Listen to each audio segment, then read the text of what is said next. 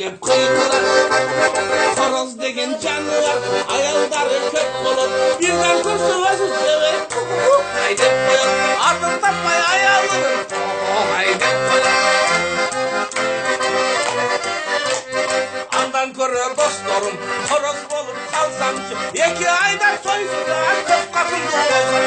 2 ayda soysu da 40 katıldı olsa. Adam kanday bolalbay, horoz solup koyalbay.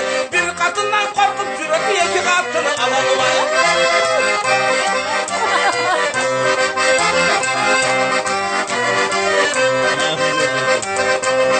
Horoz bolsun abdan sonun bolotta.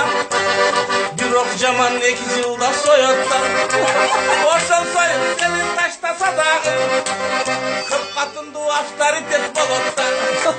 Horoz bolup alsamçı, horoz bolup alsamçı. 2 ayda soysu da erkek bolup alsamçı. Adam bolup jaralsam, katından sen korkosun. Tübölüklü bir kadının gözün karalıkısın.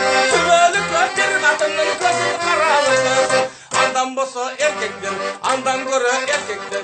Horoz bolup alalım. Horoz menen dost bolup bizden köp katından alalım. Horoz menen dost bolup biz köp katından alalım. Köp degendir dostlarım, 2'den biz alalım.